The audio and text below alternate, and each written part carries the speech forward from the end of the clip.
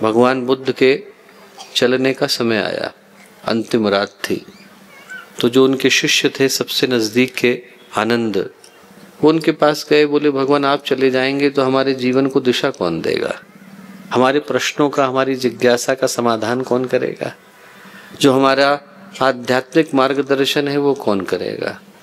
भगवान बुद्ध बोले अप दीपो भव, अपने दीपक खुद बनो, कहीं और से प्रकाश की प्रतीक्षा मत करो।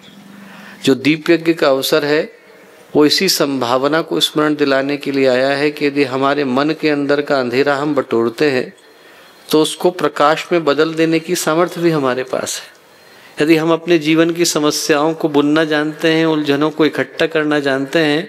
तो उनको समाधान में बदल देने की, उनको संकल्प में बदल देने की ताकत भी हम में से हर एक के अंदर विद्यमान है। जो आज के दीप यज्ञ का अवसर है वो आया ही इस भाव के साथ है कि इस प्रतीक को मन में धारण करके कि जब बाहर दीपक जलता है तो दीपक के जलने के साथ साथ अंधेरा आलोक में बदलता है, अंधेरे को उजाले में बदलने के लिए दीप यज्ञ का अवसर आता है। और इस प्रतीक को मन में धारण करके हम लोग ये स्मरण कर सकें कि वो अंधेरा जो मेरे चित्त के अंदर, मेरे व्यक्तित्व के अंदर जन्म जन्मांतर से इकट्ठा है,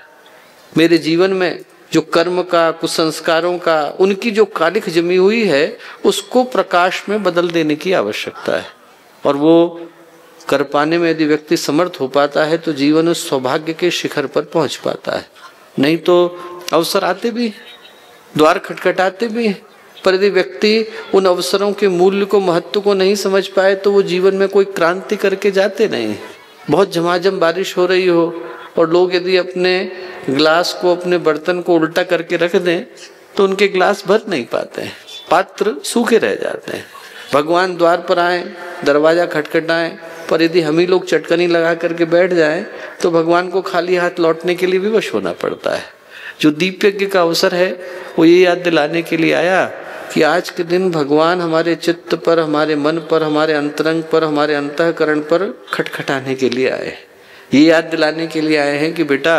उस उद्देश्य को स्मरण करो जिसको लेकर के आप धरती पर आए। नहीं तो घटनाएं तो साधारण होती हैं, व्यक्ति के जीवन में सौभाग्य की संरचना तब कर पाती है जब व्यक्ति उन घटनाओं के मूल्य को, महत्व को समझ पाने की स्थिति में होता है। हमारे YouTube चैनल शांति कुंज वीडियो गायत्री परिवार को सब्सक्राइब करें एवं बेल आइकन जरूर दबाएं ताकि गायत्री परिवार की विभिन्न गतिविधियों की जानकारी आपको मिलती रहे।